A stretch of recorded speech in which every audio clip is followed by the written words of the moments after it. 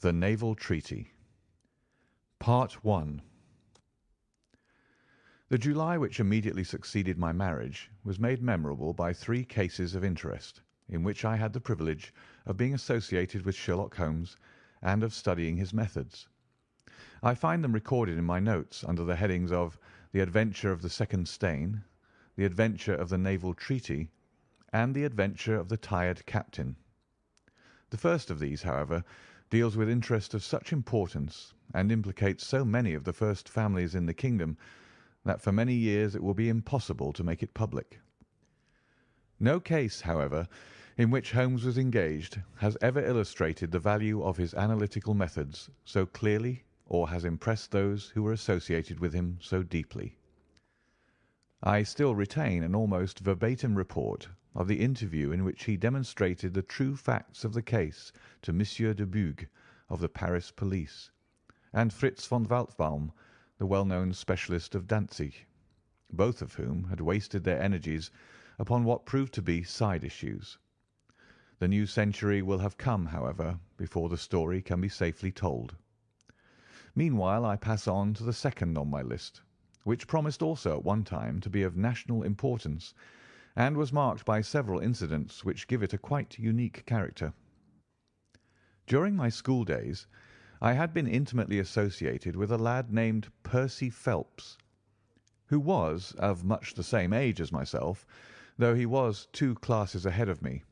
He was a very brilliant boy, and carried away every prize which the school had to offer, finished his exploits by winning a scholarship which sent him on to continue his triumphant career at Cambridge. He was, I remember, extremely well connected, and even when we were all little boys together, we knew that his mother's brother was Lord Holdhurst, the great Conservative politician. This gaudy relationship did him little good at school. On the contrary, it seemed rather a piquant thing to us to chevy him about the playground and hit him over the shins with a wicket, but it was another thing when he came out into the world. I heard vaguely that his abilities and the influences which he commanded had won him a good position at the Foreign Office, and then he passed completely out of my mind until the following letter recalled his existence. Briarbrae, Woking. My dear Watson, I have no doubt that you can remember Tadpole Phelps, who was in the 5th form when you were in the 3rd. It is possible even that you may have heard that through my uncle's influence I obtained a good appointment at the Foreign Office, and that I was in a situation of trust and honour until a horrible misfortune came suddenly to blast my career. There is no use writing of the details of that dreadful event. In the event of your acceding to my request, it is probable that I shall have to narrate them to you. I have only just recovered from 9 weeks of brain fever, and am still exceedingly weak. Do you think that you could bring your friend Mr. Holmes down to see me? I should like to have his opinion of the case, though the authorities assure me that nothing more can be done.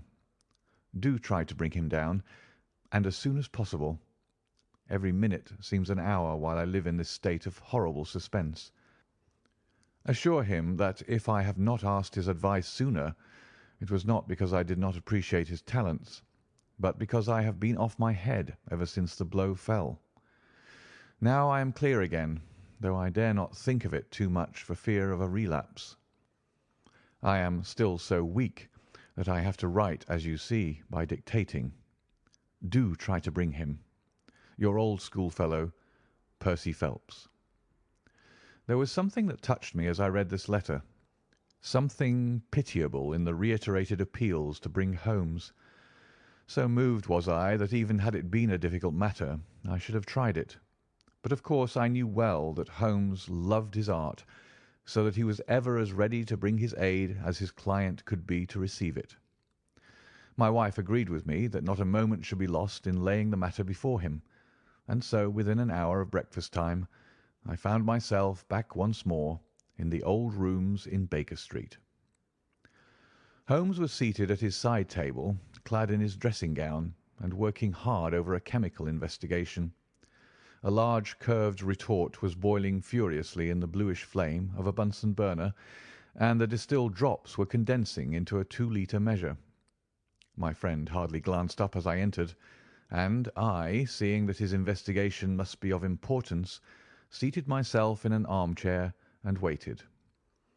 He dipped into this bottle or that, drawing out a few drops of each with his glass pipette, and finally brought a test tube containing a solution over to the table.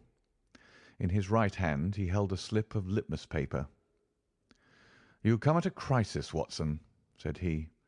"If this paper remains blue, all is well. If it turns red, it means a man's life." He dipped it into the test tube, and it flushed at once into a dull, dirty crimson. I thought as much," he cried. "I will be at your service in an instant, Watson.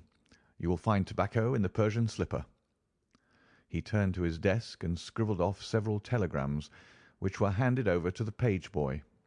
Then he threw himself down into the chair opposite and drew up his knees until his fingers clasped round his long, thin shins. "A very commonplace little murder," said he. "You've got something better, I fancy. You are the stormy petrel of crime, Watson. What is it?" I handed him the letter, which he read with the most concentrated attention. "It does not tell us very much, does it?" he remarked as he handed it back to me. "Hardly anything. And yet the writing is of interest. But the writing is not his own." "Precisely. It is a woman's." "A man's, surely," I cried. "No, a woman's, and a woman of rare character. You see, at the commencement of an investigation, it is something to know that your client is in close contact with someone who, for good or evil, has an exceptional nature. My interest is already awakened in the case.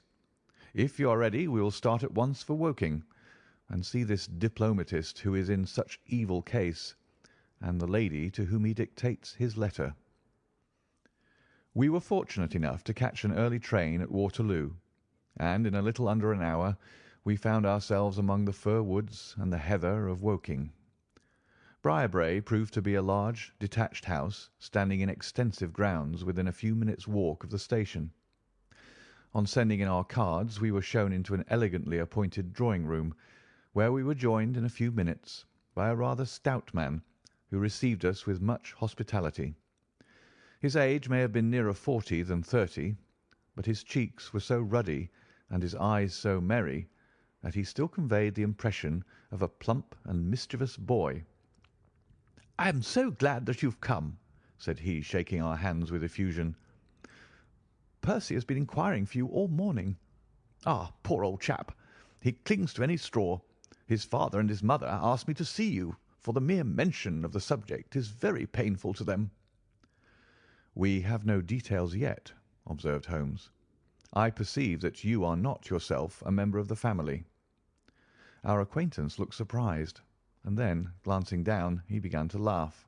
"Of course you saw the J.H. monogram on my locket," said he. "For a moment I thought you had done something clever. Joseph Harrison is my name, and as Percy is to marry my sister Annie, I shall at least be a relation by marriage. You will find my sister in his room, for she has nursed him hand and foot this 2 months back. Perhaps we'd better go in at once, for I know how impatient he is."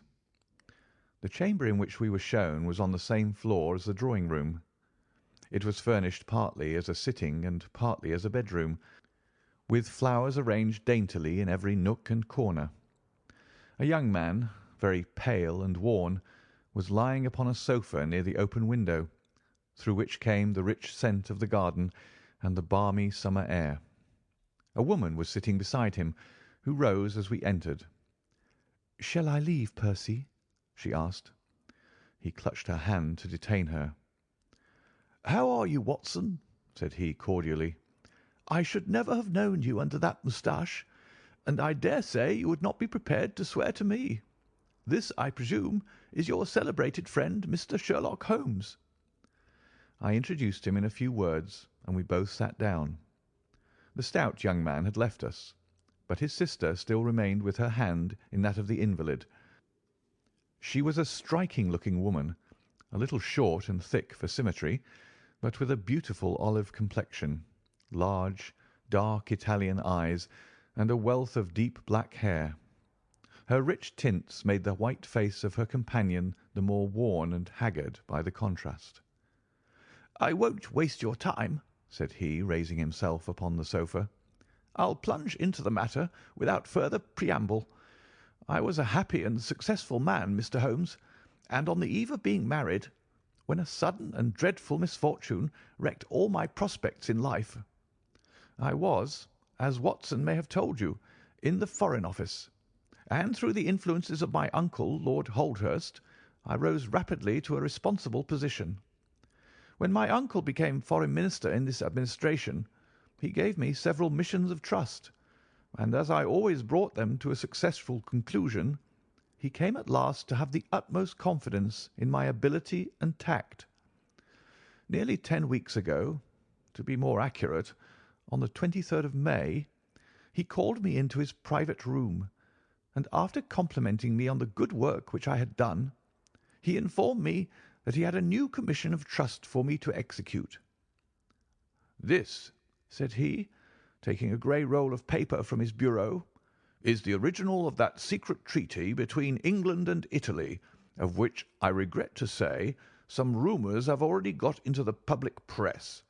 It is of enormous importance that nothing further should leak out. The French or the Russian embassy would pay an immense sum to learn the contents of these papers. They should not leave my bureau, were it not that it is absolutely necessary to have them copied. You have a desk in your office?" "Yes, sir." "Then take the treaty and lock it up there. I shall give directions that you may remain behind when the others go, so that you may copy it at your leisure without fear of being overlooked. When you have finished, relock both the original and the draft in the desk, and hand them over to me personally tomorrow morning." I took the papers and— "Excuse me an instant," said Holmes. "Were you alone during this conversation?" "Absolutely." "In a large room?" 30 feet each way." "In the centre?" "Yes, about it." "And speaking low?" "My uncle's voice is always remarkably low. I hardly spoke at all." "Thank you," said Holmes, shutting his eyes. "Pray go on." "I did exactly what he indicated, and waited until the other clerks had departed. One of them in my room, Charles Gorrow, had some arrears of work to make up, so I left him there and went out to dine. When I returned he was gone. I was anxious to hurry my work, for I knew that Joseph, the Mr. Harrison whom you saw just now, was in town, and that he would travel down to Woking by the 11 o'clock train, and I wanted, if possible, to catch it. When I came to re-examine the treaty, I saw at once that it was of such importance that my uncle had been guilty of no exaggeration in what he had said. Without going into details, I may say that it defined the position of Great Britain towards the Triple Alliance, and foreshadowed the policy which this country would pursue in the event of a French fleet gaining a complete ascendancy over that of Italy in the Mediterranean. The questions treated in it were purely naval. At the end were the signatures of the high dignitaries who had signed it. I glanced my eyes over it, and then settled down to make my task of copying. It was a long document, written in the French language, and containing 26 separate articles. I copied as quickly as I could, but at 9 o'clock I had only done 9 articles, and it seemed hopeless for me to attempt to catch my train. I was feeling drowsy and stupid, partly from my dinner and also from the effects of a long day's work. A cup of coffee would clear my brain. A commissionaire remains all night in a little lodge at the foot of the stairs, and is in the habit of making coffee at his spirit lamp for any of the officials who may be working overtime. I rang the bell, therefore, to summon him. To my surprise, it was a woman who answered the summons, a large, coarse-faced, elderly woman in an apron.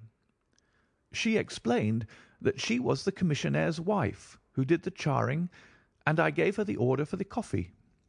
I wrote 2 more articles, and then, feeling more drowsy than ever, I rose and walked up and down the room to stretch my legs. My coffee had not yet come, and I wondered what the cause of the delay could be. Opening the door, I started down the corridor to find out. There was a straight passage, dimly lighted, which led from the room in which I had been working, and was the only exit from it. It ended in a curving staircase, with the commissionnaire's lodge in the passage at the bottom. Halfway down this staircase is a small landing, with another passage running into it at right angles. This second one leads by means of a second small stair to a side door used by servants, and also as a short cut by clerks when coming from Charles Street. Here is a rough chart of the place." "Thank you. I think that I quite follow you," said Sherlock Holmes. "It is of the utmost importance that you should notice this point.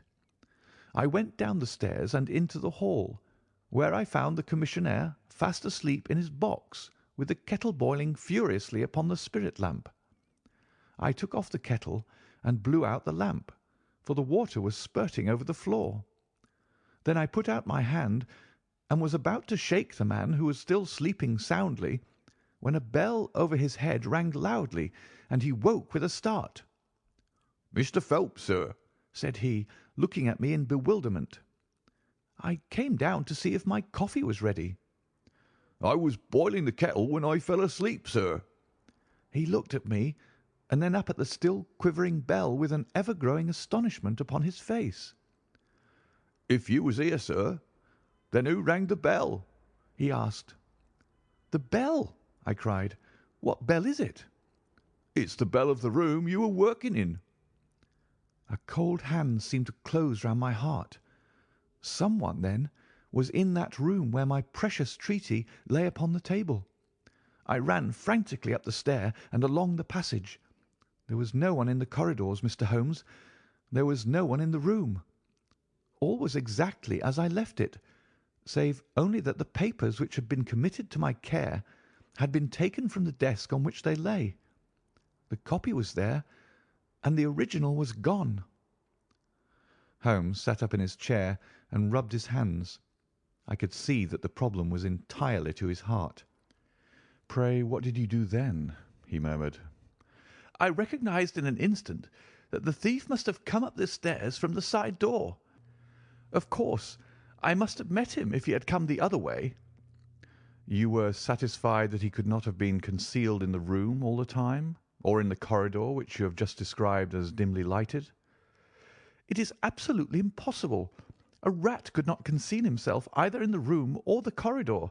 There is no cover at all." "Thank you. Pray proceed." "The commissionaire, seeing by my pale face that something was to be feared, had followed me upstairs. Now we both rushed along the corridor and down the steep steps which led to Charles Street. The door at the bottom was closed, but unlocked. We flung it open and rushed out. I can distinctly remember that as we did so there came 3 chimes from a neighbouring clock. It was 10:15. "That is of enormous importance," said Holmes, making a note upon his shirt cuff.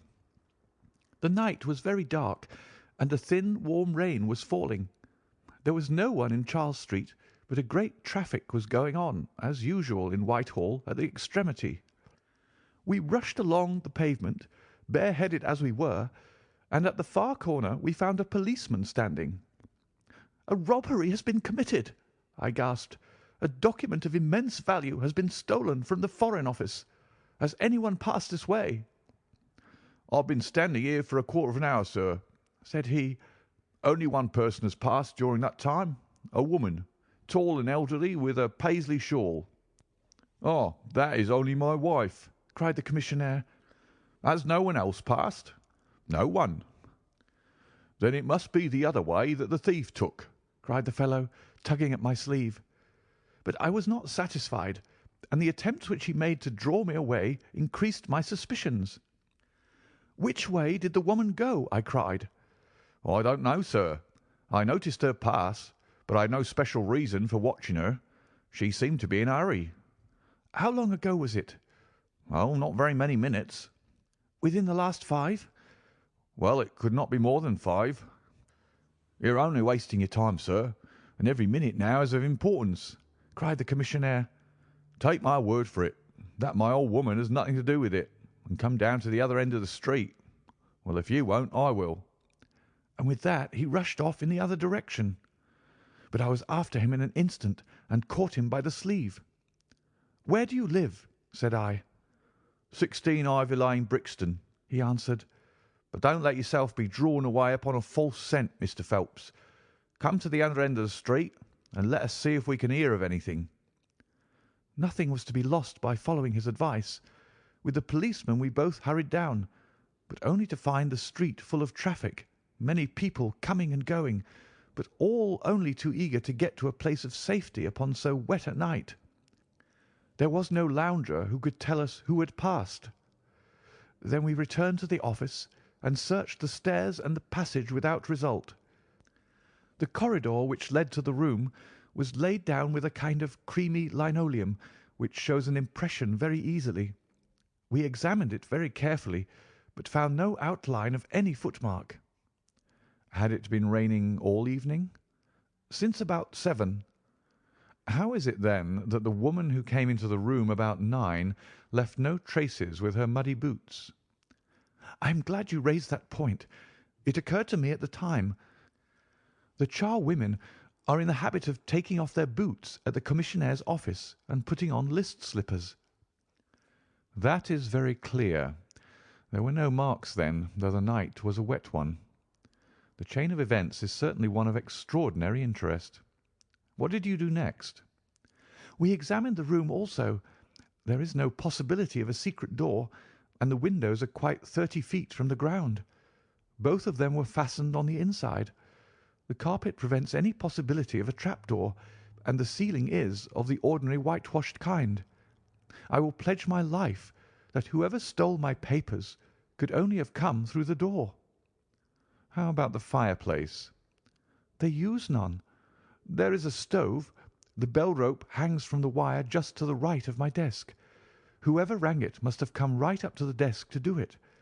But why should any criminal wish to ring the bell? It is a most insoluble mystery.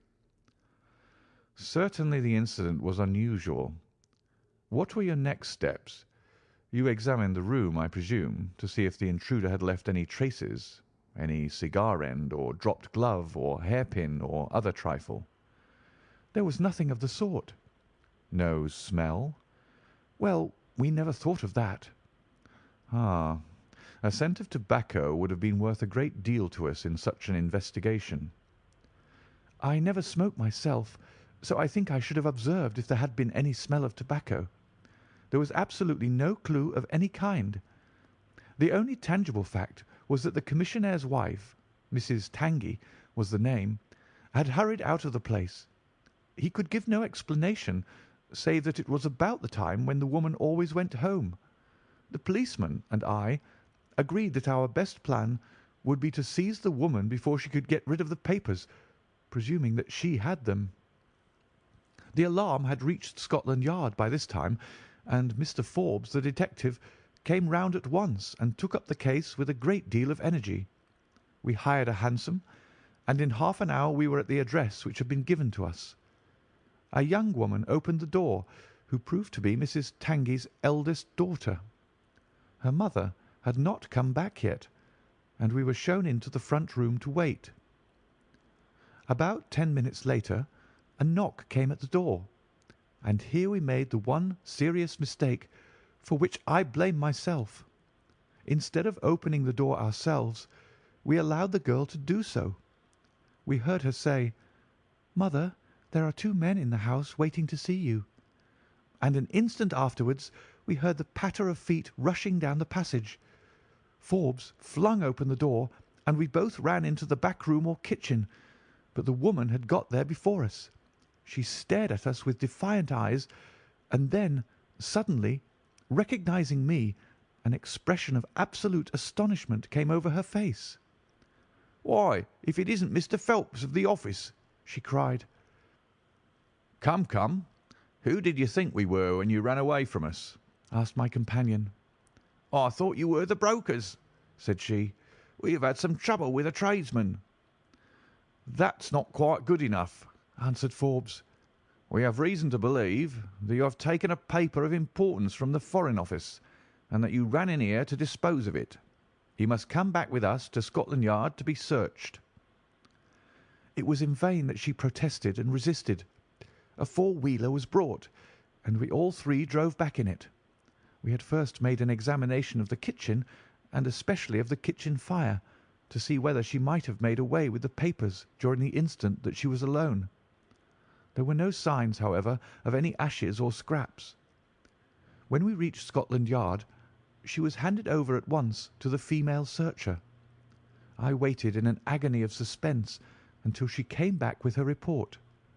There were no signs of the papers. Then, for the first time, the horror of my situation came in its full force. Hitherto I had been acting, and action had numb thought. I had been so confident of regaining the treaty at once that I had not dared to think of what would be the consequence if I failed to do so. But now there was nothing more to be done, and I had leisure to realize my position. It was horrible. Watson there would tell you that I was a nervous, sensitive boy at school. It is my nature. I thought of my uncle and of his colleagues in the cabinet, of the shame which I had brought upon him, upon myself, upon everyone connected with me. What though I was the victim of an extraordinary accident? No allowance is made for accidents where diplomatic interests are at stake. I was ruined, shamefully, hopelessly ruined. I don't know what I did. I fancy I must have made a scene. I have a dim recollection of a group of officials who crowded round me, endeavouring to soothe me. One of them drove down with me to Waterloo and saw me into the Woking train. I believe that he would have come all the way, had it not been that Dr. Ferrier, who lives near me, was going down by that very train. The doctor most kindly took charge of me, and it was well he did so, for I had a fit in the station, and before we reached home I was practically a raving maniac. You can imagine the state of things here when they were roused from their beds by the doctor's ringing and found me in this condition. Poor Annie here and my mother were broken-hearted. Dr. Ferrier had just heard enough from the detective at the station to be able to give an idea of what had happened, and his story did not mend matters. It was evident to all that I was in for a long illness, so Joseph was bundled out of this cheery bedroom, and it was turned into a sick room for me. Here I have lain, Mr. Holmes, for over 9 weeks, unconscious and raving with brain fever. If it had not been for Mrs. Harrison here, and for the doctor's care, I should not be speaking to you now. She has nursed me by day, and a hired nurse has looked after me by night, for in my mad fits I was capable of anything. Slowly my reason has cleared, but it is only during the last 3 days that my memory has quite returned. Sometimes I wish that it never had. The first thing that I did was to wire to Mr. Forbes, who had the case in hand. He came out and assures me that, though everything has been done, no trace of a clue has been discovered. The commissionaire and his wife have been examined in every way without any light being thrown upon the matter. The suspicions of the police then rested upon young Goro, who, as you may remember, stayed over time in the office that night. His remaining behind and his French name were really the only 2 points which could suggest suspicion, but as a matter of fact I did not begin work until he had gone, and his people are of Huguenot extraction, but as English in sympathy and tradition as you and I are. Nothing was found to implicate him in any way, and there the matter dropped. I turn to you, Mr. Holmes, as absolutely my last hope. If you fail me, then my honour as well as my position are forever forfeited." The invalid sank back upon his cushions, tired out by this long recital, while his nurse poured him out a glass of some stimulating medicine. Holmes sat silently with his head thrown back and his eyes closed, in an attitude which might seem listless to a stranger, but which I knew betokened the most intense self-absorption. "Your statement has been so explicit," said he at last, "that you have really left me very few questions to ask. There is one of the very utmost importance, however. Did you tell anyone that you had this special task to perform?" "No one." "Not Miss Harrison here, for example?" "No. I had not been back to Woking between getting the order and executing the commission." "And none of your people had by chance been to see you?" "None." "Did any of them know their way about in the office?" "Oh, yes. All of them had been shown over it." "Still, of course, if you said nothing to anyone about the treaty, these inquiries are irrelevant." "I said nothing." "Do you know anything of the commissionaire?" "Nothing except that he is an old soldier." "What regiment?" "Oh, I have heard Coldstream Guards." "Thank you. I have no doubt I can get details from Forbes. The authorities are excellent at amassing facts, though they do not always use them to advantage. What a lovely thing a rose is." He walked past the couch to the open window and held up the drooping stalk of a moss rose, looking down at the dainty blend of crimson and green. It was a new phase of his character to me, for I had never seen him show any keen interest in natural objects. "There is nothing in which deduction is so necessary as in religion," said he, leaning with his back against the shutters. "It can be built up as an exact science by the reasoner. Our highest assurance of the goodness of Providence seems to me to rest in the flowers. All other things, our powers, our desires, our food, are all really necessary for our existence in the first instance. But this rose is an extra. Its smell and its colour are an embellishment of life, not a condition of it. It is only goodness which gives extras, and so I say again that we have much to hope from the flowers." Percy Phelps and his nurse looked at Holmes during this demonstration with surprise and a good deal of disappointment written upon their faces. He had fallen into a reverie, with the moss rose between his fingers. It had lasted some minutes before the young lady broke in upon it.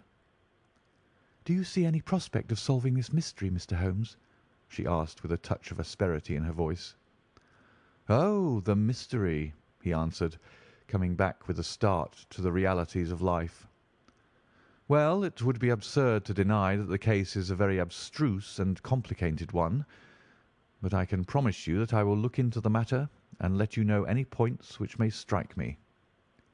"Do you see any clue?" "You have furnished me with 7.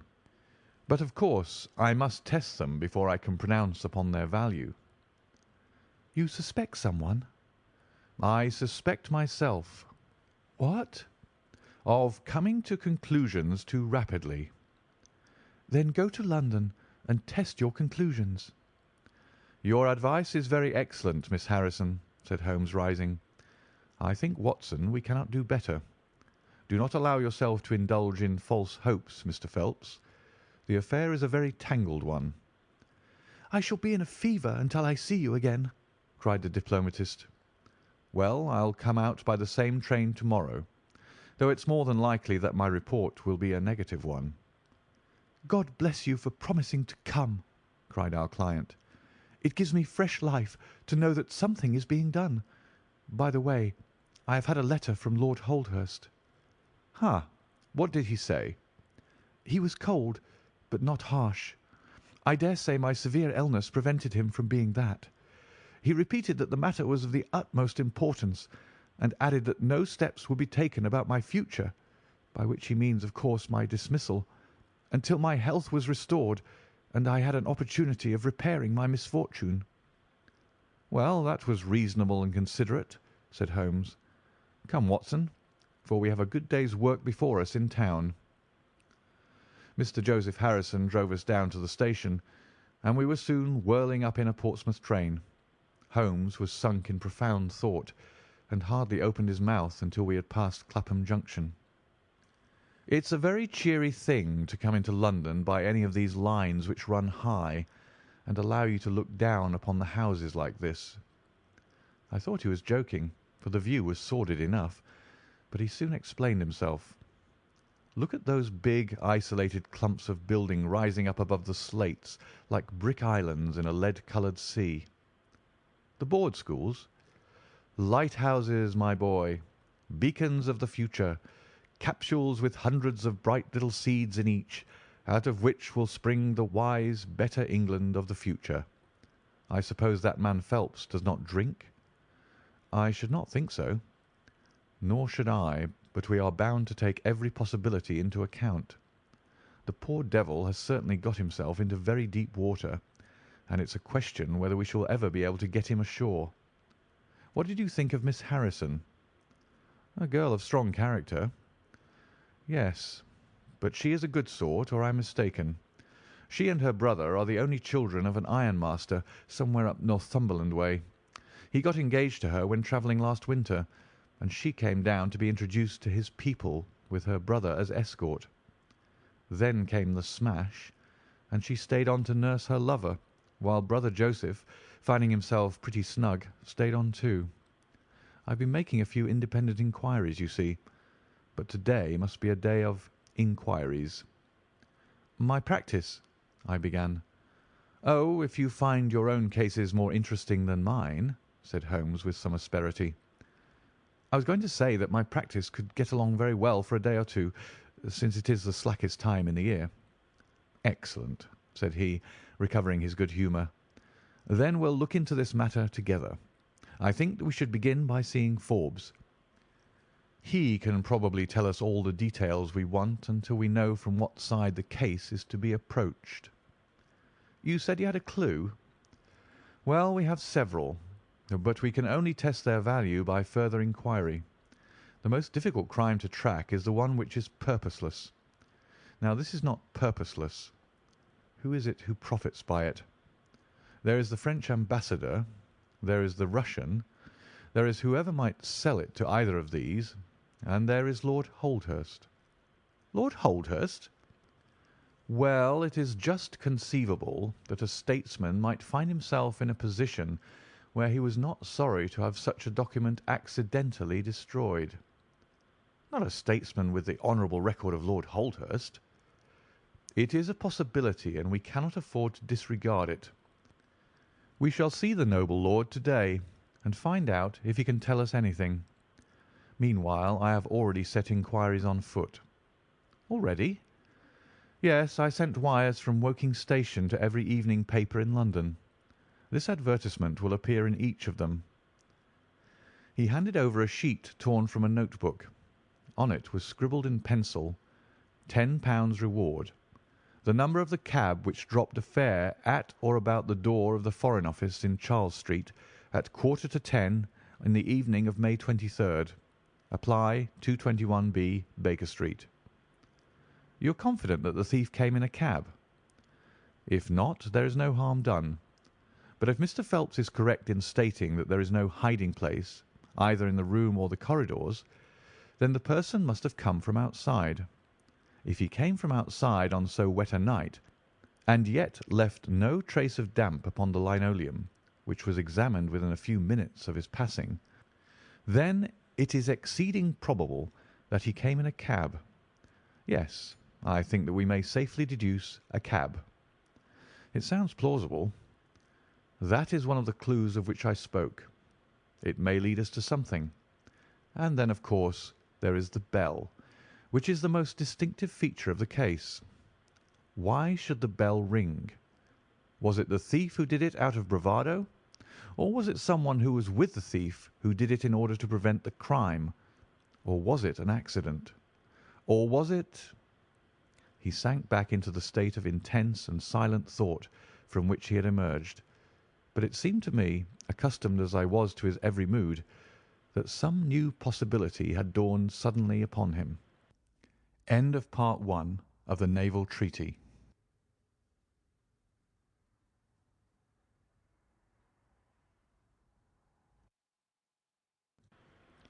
It was 3:20 when we reached our terminus, and after a hasty luncheon at the buffet, we pushed on at once to Scotland Yard. Holmes had already wired to Forbes, and we found him waiting to receive us, a small, foxy man with a sharp but by no means amiable expression. He was decidedly frigid in his manner to us, especially when he heard the errand upon which we had come. "I've heard of your methods before now, Mr. Holmes," said he tartly. "You're ready enough to use all the information that the police can lay at your disposal, and then you try to finish the case yourself and bring discredit on 'em." "On the contrary," said Holmes, "out of my last 53 cases my name has only appeared in 4, and the police have had all the credit in 49. I don't blame you for not knowing this, for you are young and inexperienced, but if you wish to get on in your new duties, you will work with me and not against me." "I'll be very glad of a hint or two," said the detective, changing his manner. "I've certainly had no credit from the case so far." "What steps have you taken?" "Tangey, the commissionaire, has been shadowed. He left the Guards with a good character, and we can find nothing against him. His wife is a bad lot, though. I fancy she knows more about this than appears." "Have you shadowed her?" "We have set one of our women on to her. Mrs. Tangey drinks, and our woman has been with her twice when she was well on, but she could get nothing out of her." "I understand that they have brokers in the house."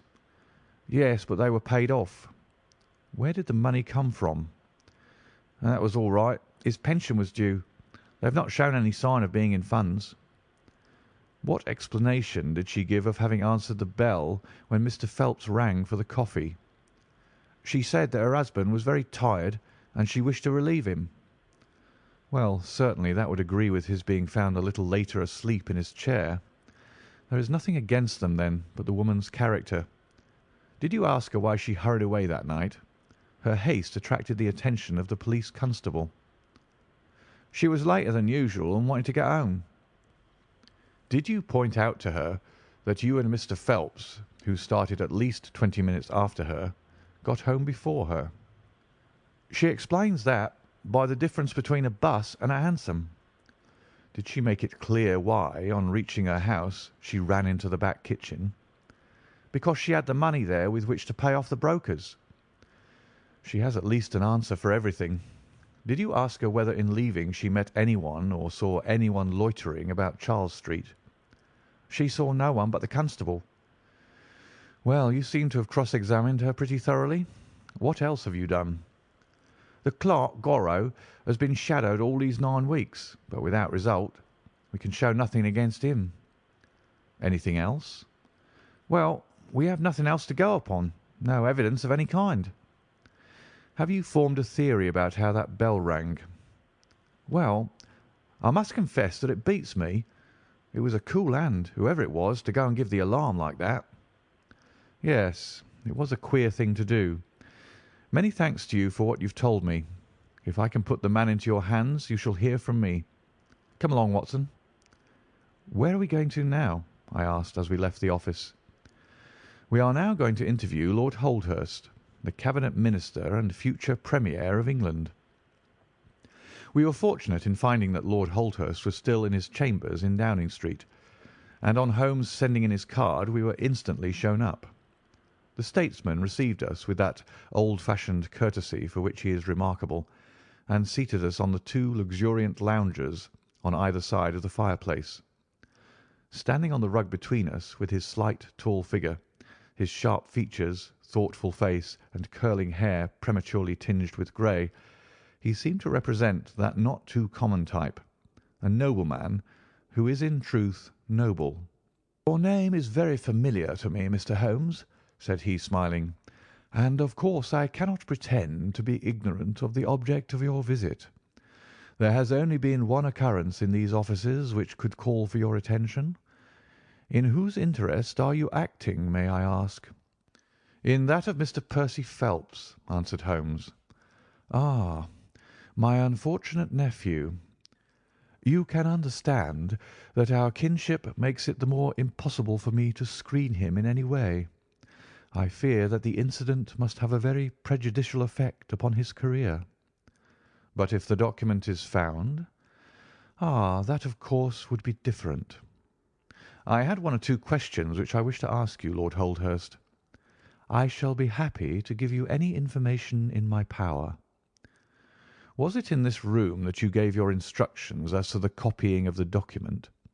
"It was." Then you could hardly have been overheard. It is out of the question.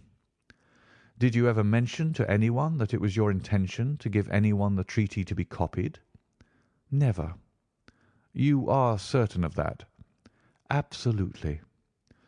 Well, since you never said so, and Mr. Phelps never said so, and nobody else knew anything of the matter, then the thief's presence in the room was purely accidental. He saw his chance, and he took it. The statesman smiled. "You take me out of my province there," said he. Holmes considered for a moment. "There is another very important point which I wish to discuss with you," said he. "You feared, as I understand, that very grave results might follow from the details of this treaty becoming known." A shadow passed over the expressive face of the statesman. "Very grave results indeed." "And have they occurred?" "Not yet." "If the treaty had reached, let us say, the French or Russian Foreign Office, you would expect to hear of it." "I should," said Lord Holdhurst with a wry face. "Since nearly 10 weeks have elapsed, then, and nothing has been heard, it is not unfair to suppose that for some reason the treaty has not reached them." Lord Holdhurst shrugged his shoulders. "We can hardly suppose, Mr. Holmes, that the thief took the treaty in order to frame it and hang it up." "Perhaps he's waiting for a better price." "If he waits a little longer, he will get no price at all. The treaty will cease to be secret in a few months." "That is most important," said Holmes. "Of course, it is a possible supposition that the thief has had a sudden illness." "An attack of brain fever, for example?" asked the statesman, flashing a swift glance at him. "I did not say so," said Holmes imperturbably. "And now, Lord Holdhurst, we have already taken up too much of your valuable time, and we shall wish you good day." "Every success to your investigation, be the criminal who it may," answered the nobleman as he bowed us out the door. "He's a fine fellow," said Holmes as we came out into Whitehall, "but he has a struggle to keep up his position. He is far from rich and has many calls. You noticed, of course, that his boots had been resoled. Now, Watson, I won't detain you from your legitimate work any longer. I shall do nothing more to-day, unless I have an answer to my cab advertisement, but I shall be extremely obliged to you if you would come down with me to Woking to-morrow, by the same train which we took yesterday." I met him accordingly next morning, and we travelled down to Woking together. He had had no answer to his advertisement, he said, and no fresh light had been thrown upon the case. He had, when he so willed it, the utter immobility of countenance of a Red Indian, and I could not gather from his appearance whether he was satisfied or not with the position of the case.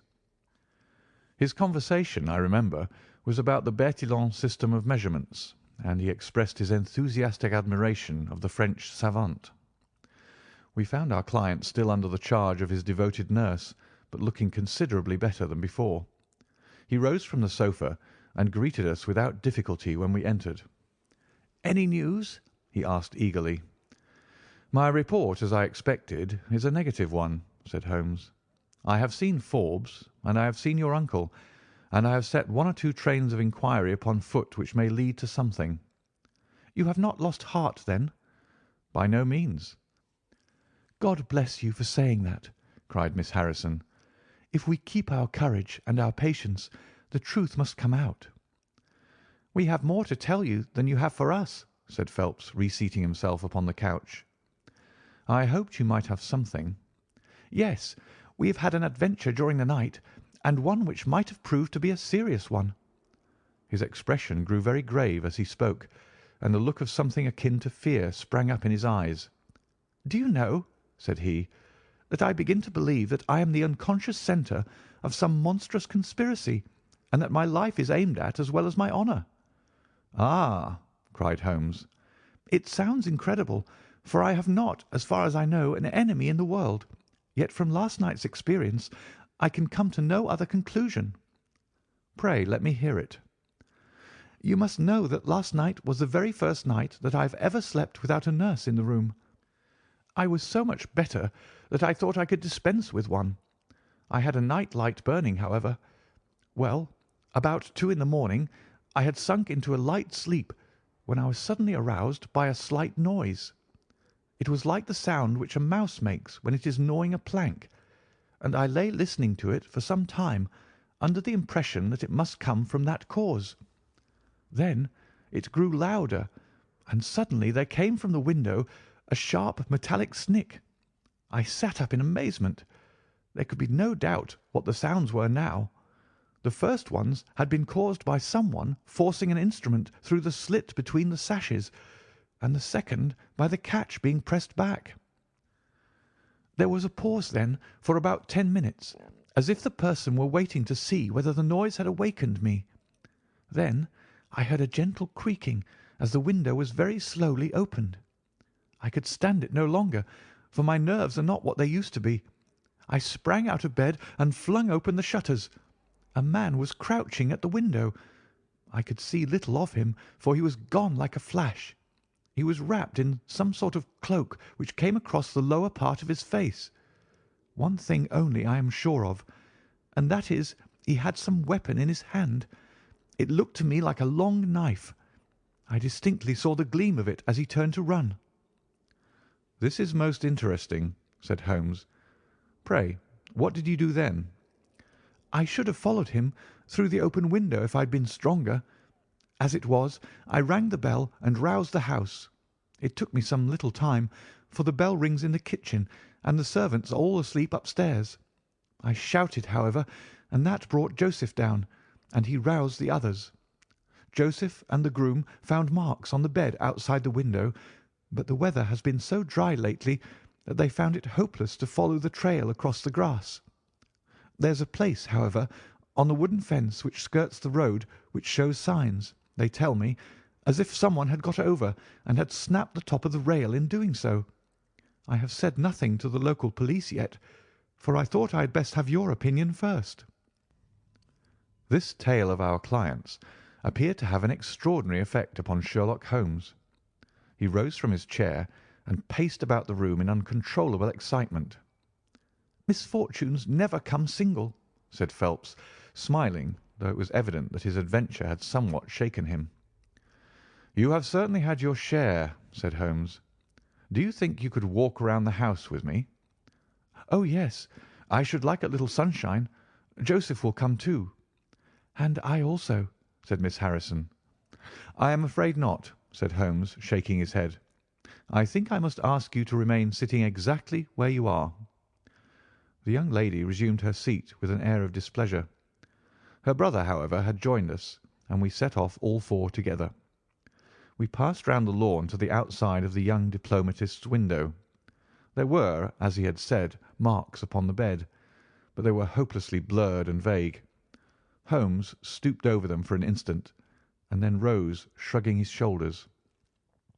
"I don't think anyone could make much of this," said he. "Let us go round the house and see why this particular room was chosen by the burglar. I should have thought those larger windows of the drawing-room and dining-room would have had more attractions for him." "They are more visible from the road," suggested Mr. Joseph Harrison. "Ah, yes, of course. There is a door here which he might have attempted. What is it for?" "It is a side entrance for tradespeople. Of course, it is locked at night." "Have you ever had an alarm like this before?" "Never," said our client. "Do you keep plate in the house, or anything to attract burglars?" "Nothing of value." Holmes strolled round the house with his hands in his pockets and a negligent air which was unusual with him. "By the way," said he to Joseph Harrison, "you found some place, I understand, where the fellow scaled the fence. Let us have a look at it." The plump young man led us to a spot where the top of one of the wooden rails had been cracked. A small fragment of the wood was hanging down. Holmes pulled it off and examined it critically. "Do you think that was done last night? It looks rather old, does it not?" "Well, possibly so." "There are no marks of anyone jumping down upon the other side." "No, I fancy we shall get no help here. Let us go back to the bedroom and talk the matter over." Percy Phelps was walking very slowly, leaning upon the arm of his future brother-in-law. Holmes walked swiftly across the lawn, and we were at the open window of the bedroom long before the others came. "Miss Harrison," said Holmes, speaking with the utmost intensity of manner, "you must stay where you are all day. Let nothing prevent you from staying where you are all day. It is of the utmost importance." "Certainly, if you wish it, Mr. Holmes," said the girl in astonishment. "When you go to bed, lock the door of this room on the outside and keep the key. Promise to do this." "But Percy?" "He will come to London with us." "And am I to remain here?" "It is for his sake. You can serve him. Quick, promise." She gave a quick nod of assent, just as the other two came up. "Why do you sit moping there, Annie?" cried her brother. "Come out into the sunshine." "No, thank you, Joseph. I have a slight headache, and this room is deliciously cool and soothing." "What do you propose now, Mr. Holmes?" asked our client. "Well, in investigating this minor affair, we must not lose sight of our main inquiry. It would be a very great help to me if you would come up to London with us." "At once?" "Well, as soon as you conveniently can. Say in an hour." "I feel quite strong enough. If I can really be of any help." "The greatest possible." "Perhaps you would like me to stay there to-night?" "I was just going to propose it."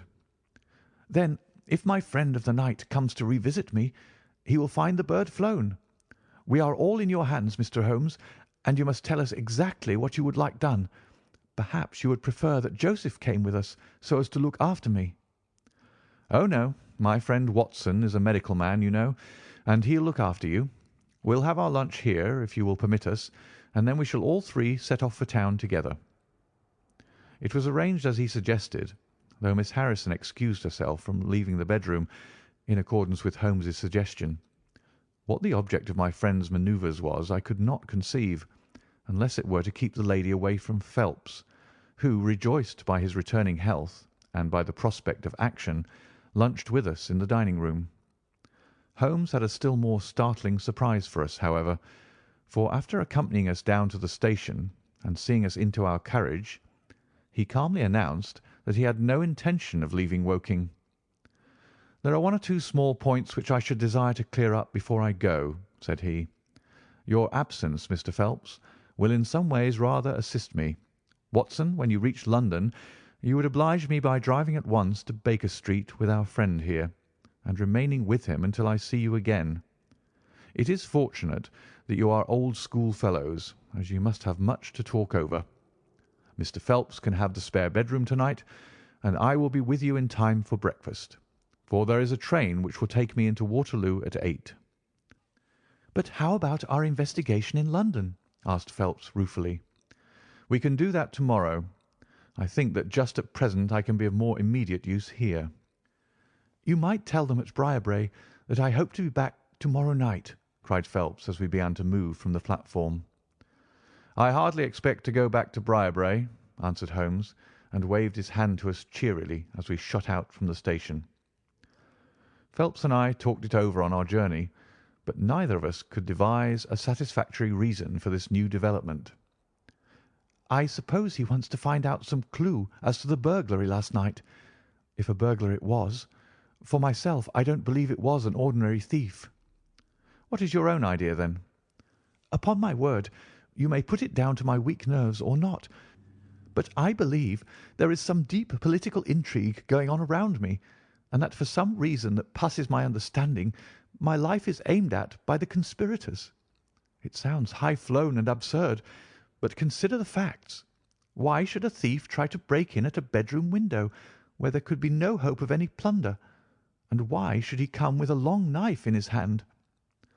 "You're sure it was not a housebreaker's jimmy?" "Oh, no, it was a knife. I saw the flash of the blade quite distinctly." "But why on earth should you be pursued with such animosity?"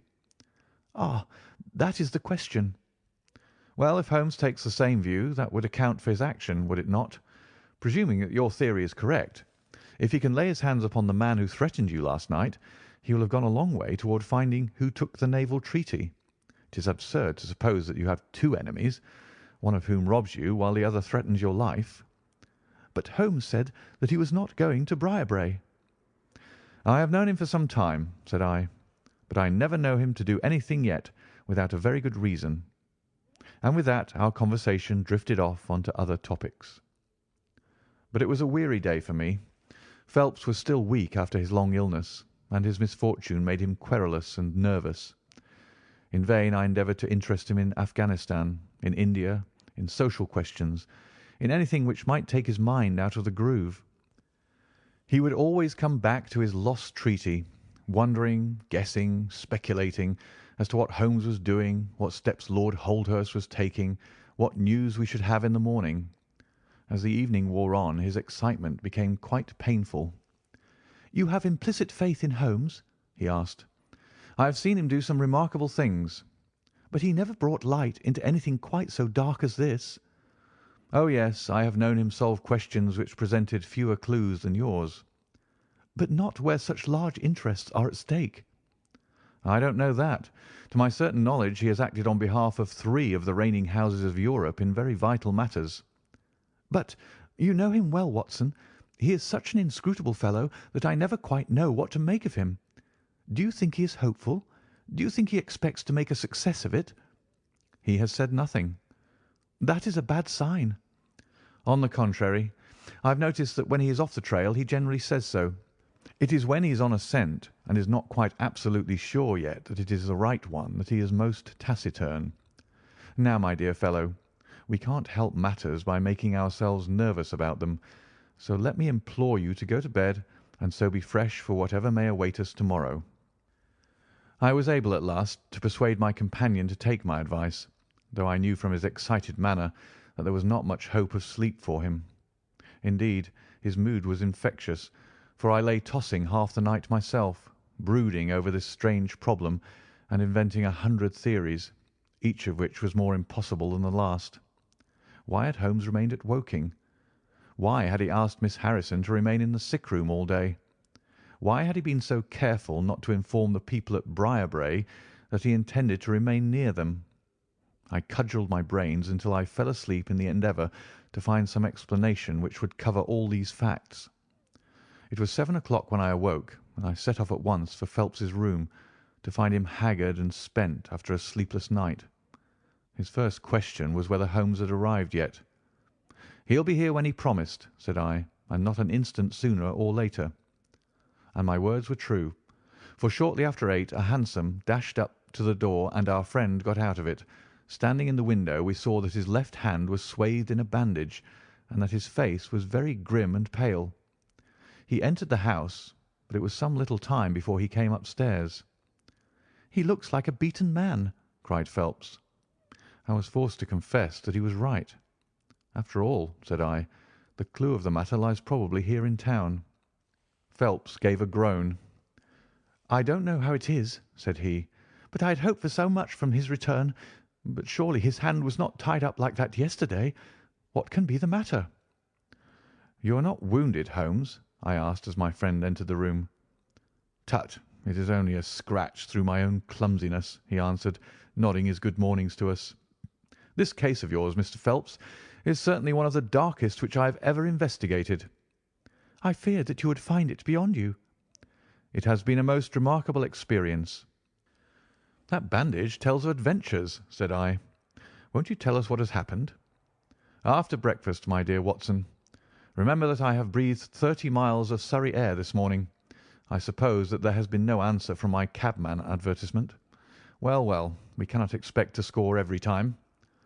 The table was all laid, and just as I was about to ring, Mrs. Hudson entered with the tea and coffee. A few minutes later she brought in 3 covers, and we all drew up to the table. Holmes ravenous, I curious, and Phelps in the gloomiest state of depression. "Mrs. Hudson has risen to the occasion," said Holmes, uncovering a dish of curried chicken. "Her cuisine is a little limited, but she has as good an idea of breakfast as a Scotchwoman. What have you here, Watson?" "Ham and eggs," I answered. "Good. What are you going to take, Mr. Phelps? Curried fowl or eggs? Or will you help yourself?" "Thank you.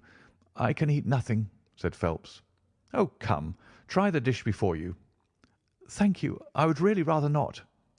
"Well, then," said Holmes with a mischievous twinkle, I suppose that you have no objection to helping me?"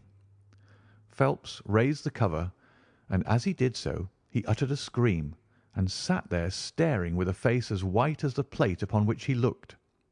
Across the centre of it was lying a little cylinder of blue-grey paper. He caught it up, devoured it with his eyes, and then danced madly about the room, pressing it to his bosom and shrieking out in his delight. Then he fell back into an armchair, so limp and exhausted with his own emotions that we had to pour brandy down his throat to keep him from fainting. "There, there," said Holmes, soothing, patting him upon the shoulder. "It was too bad to spring it on you like this, but Watson here will tell you that I never can resist a touch of the dramatic." Phelps seized his hand and kissed it. "God bless you!" he cried. "You have saved my honour." "Well, my own was at stake, you know," said Holmes. "I assure you it is just as hateful to me to fail in a case as it can be to you to blunder over a commission." Phelps thrust away the precious document into the innermost pocket of his coat. "I have not the heart to interrupt your breakfast any further, and yet I am dying to know how you got it and where it was." Sherlock Holmes swallowed a cup of coffee and turned his attention to the ham and eggs. Then he rose, lit his pipe, and settled himself down into his chair.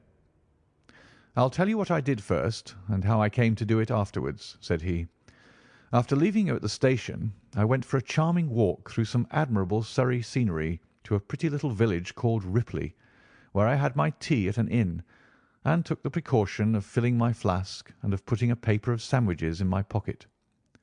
There I remained until evening, when I set off for Woking again, and found myself in the high road outside Briarbrae just after sunset.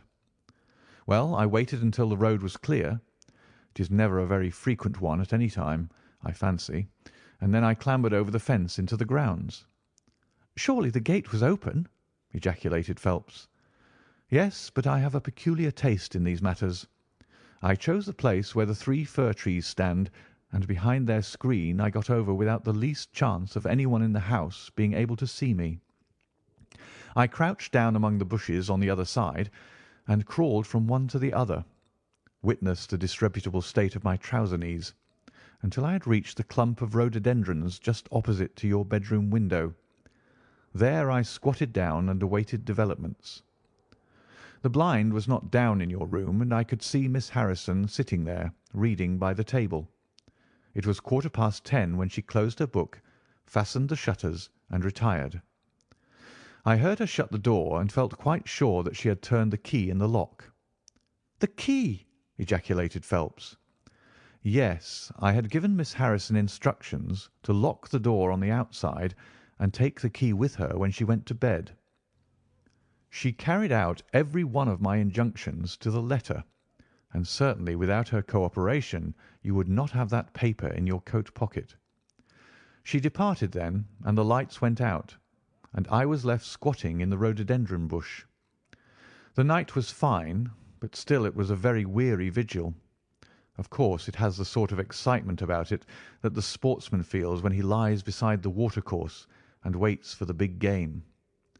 It was very long, though, almost as long, Watson, as when you and I waited in that deadly room when we looked into the little problem of the speckled band. There was a church clock down at Woking which struck the quarters, and I thought more than once that it had stopped. At last, however, about 2 in the morning, I suddenly heard the gentle sound of a bolt being pushed back and the creaking of a key. A moment later the servants' door was opened, and Mr. Joseph Harrison stepped out into the moonlight. "Joseph!" ejaculated Phelps. He was bareheaded, but he had a black coat thrown over his shoulder so that he could conceal his face in an instant if there were any alarm. He walked on tiptoe under the shadow of the wall, and when he reached the window he worked a long-bladed knife through the sash and pushed back the catch. Then he flung open the window, and putting his knife through the crack in the shutters, he thrust the bar up and swung them open. From where I lay, I had a perfect view of the inside of the room and of every one of his movements. He lit the 2 candles which stood upon the mantelpiece, and then he proceeded to turn back the corner of the carpet in the neighbourhood of the door. Presently he stopped and picked out a square piece of board, such as is usually left to enable plumbers to get at the joints of the gas pipes. This one covered, as a matter of fact, the T-joint which gives off the pipe which supplies the kitchen underneath. Out of this hiding-place he drew that little cylinder of paper, pushed down the board, rearranged the carpet, blew out the candles, and walked straight into my arms as I stood waiting for him outside the window. Well, he has rather more viciousness than I gave him credit for, has Master Joseph. He flew at me with his knife, and I had to grasp him twice and got a cut over the knuckles before I had the upper hand of him. He looked murder out of the only eye he could see with when we had finished, but he listened to reason and gave up the papers. Having got them, I let my man go, but I wired full particulars to Forbes this morning. If he is quick enough to catch his bird, well and good, but if, as I shrewdly suspect, he finds the nest empty before he gets there, why, all the better for the government. I fancy that Lord Holdhurst, for one, and Mr. Percy Phelps, for another, would very much rather that the affair never got as far as a police court. "My God!" gasped our client. "Do you tell me that during these long 10 weeks of agony the stolen papers were within the very room with me all the time?" "So it was." "And Joseph, a villain and a thief?" I'm afraid Joseph's character is a rather deeper and more dangerous one than one might judge from his appearance. From what I have heard from him this morning, I gather that he has lost heavily in dabbling with stocks, and that he is ready to do anything on earth to better his fortunes. Being an absolutely selfish man, when a chance presented itself he did not allow either his sister's happiness or your reputation to hold his hand." Percy Phelps sank back in his chair. "My head whirls," said he. "Your words have dazed me." "The principal difficulty in your case," remarked Holmes in his didactic fashion, "lay in the fact there being too much evidence. What was vital was overlaid and hidden by what was irrelevant. Of all the facts which were presented to us we had to pick just those which we deemed to be essential, and then piece them together in their order so as to reconstruct this very remarkable chain of events. I had already begun to suspect Joseph, from the fact that you had intended to travel home with him that night, and that therefore it was a likely enough thing that he should call for you, knowing the Foreign Office well, upon his way. When I heard that someone had been so anxious to get into the bedroom, in which no one but Joseph could have concealed anything, you told us in your narrative how you had turned Joseph out when you arrived with the doctor, my suspicions all changed to certainties, especially as the attempt was made on the first night upon which the nurse was absent, showing that the intruder was well acquainted with the ways of the house. How blind I have been! The facts of the case, as far as I have worked them out, are these. This Joseph Harrison entered the office through the Charles Street door, and knowing his way, he walked straight into your room the instant after you left it. Finding no one there, he promptly rang the bell, and at the instant that he did so, his eyes caught the paper upon the table. A glance showed him that chance had put in his way a state document of immense value, and in an instant he had thrust it into his pocket and was gone. A few minutes elapsed, as you remember, before the sleepy commissionaire drew your attention to the bell, and those were just enough to give the thief time to make his escape. He made his way to Woking by the first train, and having examined his booty and assured himself that it really was of immense value, he had concealed it in what he thought was a very safe place, with the intention of taking it out again in a day or two and carrying it to the French embassy, or wherever he thought that a long price was to be had. Then came your sudden return. He, without a moment's warning, was bundled out of his room, and from that time onward there were always at least two of you there to prevent him from regaining his treasure. The situation to him must have been a maddening one. But at last he thought he saw his chance. He tried to steal in, but was baffled by your wakefulness. You remember that you did not take your usual draught that night." "I remember." "I fancy that he had taken steps to make that draught efficacious, and that he quite relied upon you being unconscious. Of course, I understood that he would repeat the attempt whenever it could be done with safety. Your leaving the room gave him the chance he wanted. I kept Miss Harrison in it all day so that he might not anticipate us. Then, having given him the idea that the coast was clear, I kept guard as I have described. I already knew that the papers were probably in the room, but I had no desire to rip up all the planking and skirting in search of them. I let him take them, therefore, from the hiding-place, and so saved myself an infinity of trouble. Is there any other point which I can make clear?" "Why did he try the window on the first occasion?" I asked, "when he might have entered by the door?" "In reaching the door he would have to pass 7 bedrooms. On the other hand, he could get out onto the lawn with ease. Anything else?" "You do not think," asked Phelps, "that he had any murderous intention? The knife was only meant as a tool." "It may be so," answered Holmes, shrugging his shoulders. "I can only say for certain that Mr. Joseph Harrison is a gentleman to whose mercy I should be extremely unwilling to trust." End of the Naval Treaty.